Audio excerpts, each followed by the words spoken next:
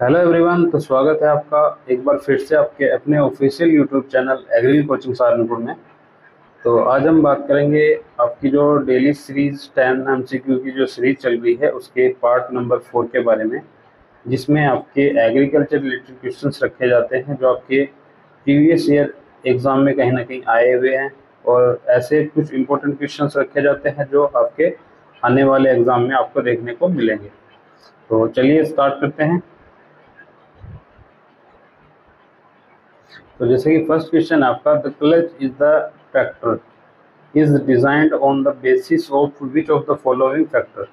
तो जो ट्रैक्टर में जो क्लच डिजाइन किया जाता है वो किस फैक्टर को देख के, जो यानी कि किस फैक्टर के बेसिस पे जो है डिजाइन किया जाता है।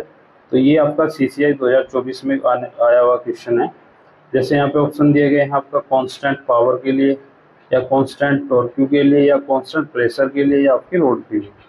तो जो आपका क्लच होता है वो प्रेशर को कांस्टेंट रखने के लिए जो है आपका यूज किया जाता है ट्रैक्टर में। तो राइट आंसर था इसमें आपका थर्ड। नेक्स्ट है आपका, which of the following is an important asteroid present in fenugreek. तो फेनोग्रीक में कौन सा इम्पोर्टेंट एस्ट्रॉइड या एल्कलॉइड्स पाया जाता है। तो यहाँ पे सोलेनिन है, सेपोनिन है, सेनेग्रीन है, आपका डायोक्सिन।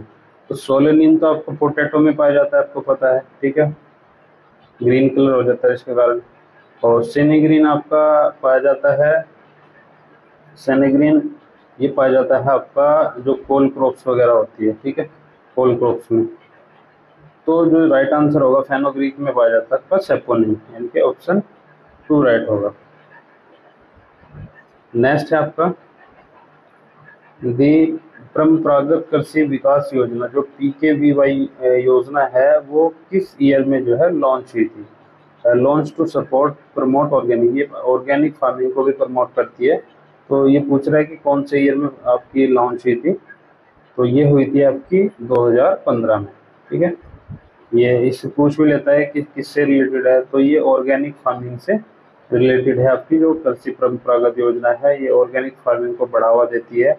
और अब तो ऑर्गेनिक फार्मिंग में आपका एक वर्ड और जुड़ गया है, आपका नेचुरल फार्मिंग, ठीक है, नेचुरल फार्मिंग, जिसके लिए जैसे आपका आईफॉर्म है जो एस्टेब्लिश हुआ था 1972 में। ये भी आपकी ऑर्गेनिक फार्मिंग से रिलेटेड है, ये भी इसमें बढ़ावा देता है, ठीक है। तो इसको भी अच्छे से याद रखिएगा। अब नेक्स्ट है आपका, जैसे which pest is commonly known as the climbing cutworm. तो क्लाइंबिंग कटवर्म के लिए किस पेस्ट को जो है जाना जाता है। तो ये किस पेस्ट को जो है क्लाइंबिंग कटवर्म बोला जाता है। तो इसमें ऑप्शन दिए गए जैसे मैथिमा सप्रेटा है, स्पोडोरेटा है, लिट्यूरा है, हेलिकोरपा मुजेरा, या एथेरिगोना ओरिएंटलिस। तो इसमें जो आपका ऑप्शन ए है मैथिमा सप्रेंटेना, इसी को आप क्लाइंबिंग कटवर्म भी बोलते हैं, ठीक है। ये क्या करता है, जो प्लांट की पत्ती होती है उसको एक तरीके से खाता रहता है, ठीक है। तो इसको बोलते हैं आपका क्लाइंबिंग कटवर्म, मैथिमा सप्रेटा। ये आपका राइस में ज़्यादा लगता है आपका मैथिमा सप्रेटा। नेक्स्ट है आपका, which is the scientific name of the wheat aphid. तो इसमें पूछ रहा है कि व्हीट एफिड का साइंटिफिक नेम क्या है। जैसे आपका सीटोबायोन एवेनी है, राफेलो सीफम पार्डी है, या आपका सिजोफस ग्रेनेरियम है, या आपका मैक्रोसीपियम मिसजेनियम है। तो इसमें जो आपका मैक्रोसीफम मिसकांति, जो आपका मैक्रोसीफम मिसकांति है, ये आपका एक क्या है, एफिड है वीट का, ठीक है। नेक्स्ट है आपका,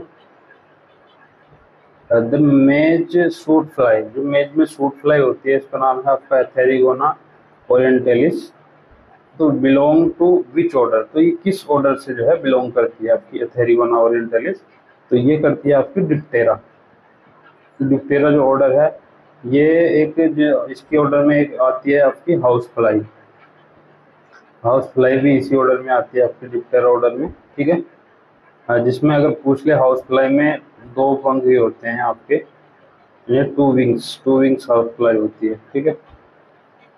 तो राइट आंसर आपका ऑप्शन सेकंड था इसमें। अब नेक्स्ट देख लेते हैं। नेक्स्ट है आपका which pest cause the short hole system on the sorghum leaves and may show internally tunnelling caterpillars in affected stem parts. तो ये पेस्ट ऐसा पेस्ट है जो क्या करता है सोरगम में यानी कि ज्वार में की जो पत्ती होती है लीव्स में, जो इंटरनली जैसी आपकी लीव्स है जो पत्ती है, ठीक है। तो ये वेन्स होती है, ये जो मेन वेन्स होती है इसमें ही सुरंग बना के सीधा सीधा सीधा क्या करता है सुरंग बना के जाता है। ये कह रहे हैं internally tunnelling caterpillar in the affected stem parts. तो स्टेम्स में और इसमें पत्ती में सीधा सीधा क्या करता है एक टनलिंग सुरंग बना के जाता रहता है जो उसका कैटरपिलर होता है। इसका सबसे इन्फेक्टेड पार्ट जो स्टेज होती है कैटरपिलर ही होती है। तो इसका पूछ रहा है ये कौन सा होता है। यहाँ पे दिया हुआ है आपका सर्कोफेगाइन, साइटोलस है, चिलोपार्टिलस है और नेपोटेटिक्स वायरसेंस है, नीला पर्वता ल्यूजेंस है। इसमें सोरगम का है आपका चिलोपार्टिलस, ठीक है। चिलोपार्टिलस है इसका, ये क्या करता है स्टेम में और आपके लीफ में एक तरीके से सुरंग बना के चला जाता है, ठीक है। और काफी इसका जो इन्फेक्टेड स्टेज है वो है कैटरपिलर। नेक्स्ट है आपका the insecticidal property of DDT was discovered in the year of by of Switzerland. तो स्विट्जरलैंड में जो ये आपकी डीडीटी है dichloro diphenyl acetic trichloro acetic acid, ठीक है, इसकी फुल फॉर्म है डीडीटी। ये डिस्कवर्ड किस सन में हुई थी और किसने की थी। तो ये डिस्कवर्ड हुई थी आपकी 1939 में और जो पॉल मुलर थे, ठीक है, पॉल मुलर ने 1939 में इसको डिस्कवर्ड किया था और ये डिस्कवर्ड हुई थी आपके स्विट्जरलैंड में। पॉल मुलर कहाँ के थे, स्विट्जरलैंड से, ठीक है। तो ऑप्शन ए इसका राइट है। अब नेक्स्ट देख लेते हैं। नेक्स्ट है what term is used to describe the pathogens mass culturing and release of natural enemies to increase their population, ठीक है। तो इसको क्या बोलते हैं, इनोकुलेशन बोलते हैं, कंजर्वेशन बोलते हैं, इंट्रोडक्शन बोलते हैं, ऑगमेंटेशन बोलते हैं। तो ये कह रहा है कि what term is used to describe the propagation. तो propagation and release of natural enemies in their population.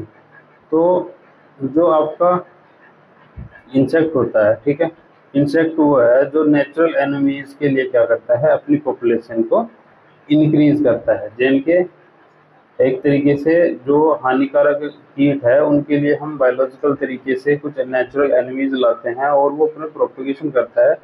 यानी कि हम ऐसी स्टेज पे जैसे हमारी फील्ड है, ठीक है, हमारी कोई फील्ड है तो हम क्या कर रहे हैं इसमें इंसेक्ट लगा हुआ है तो हम केमिकल तरीके से छिड़काव ना करके हम एक तरीके से नेचुरल इंसेक्ट लेके आते हैं जिससे कि वो इसका कंट्रोल कर सके। तो उसको उसी स्टेज को क्या बोलते हैं, मतलब उसको लाने को क्या बोलते हैं, उसको बोलते हैं ऑगमेंटेशन, ठीक है, उसको बोलते हैं ऑगमेंटेशन, ठीक है। नेक्स्ट है which following minerals is considered as natural source of boron. तो बोरोन का पूछ रहा है कि कौन निम्नलिखित मिनरल में से जितने भी मिनरल दिए गए जैसे पायरो सल्फेट है, चालगोकोसाइट है, टर्मिलिन है, आपका स्फेलेराइट है, ठीक है। तो इनमें से ये प्राकृतिक जो मिनरल्स दिए गए हैं, स्रोत दिए गए हैं, इनमें से बोरान का स्रोत कौन सा है। तो जो आपका टर्मिलाइन होता है, टर्मिलिन, ठीक है, टर्मिलिन यही एक प्राकृतिक स्रोत है आपका बोरान। तो ये थे आपके total 10 questions, total 10 MCQ questions जो आपका पार्ट 4 से थे, ठीक है। पार्ट 4 आपका कंप्लीट हो गया है और काफ़ी जो जितने भी हमने क्वेश्चंस इसमें कंपाइल किए हैं वो कहीं ना कहीं पिछले प्रीवियस किसी भी एग्रीकल्चर एग्जाम्स में पूछे गए हैं, चाहे वो CCI हो, AFO हो, ठीक है, या कोई भी अदर एग्जाम्स हो, काफ़ी एग्जाम्स में पूछे गए वाले क्वेश्चन हैं। तो जितने भी क्वेश्चन हम यहाँ पे कंपाइल करते हैं, लेके आते हैं, उस कहीं ना कहीं एग्जाम में पूछे जाते हैं और आपके लिए आने वाले एग्जाम के लिए भी काफ़ी हेल्पफुल रहते हैं। तो वीडियो को लाइक कीजिए और चैनल को सब्सक्राइब कर दीजिए। मिलते हैं किसी नेक्स्ट वीडियो में, नेक्स्ट पार्ट में। तब तक के लिए जय हिंद, धन्यवाद, बाय बाय।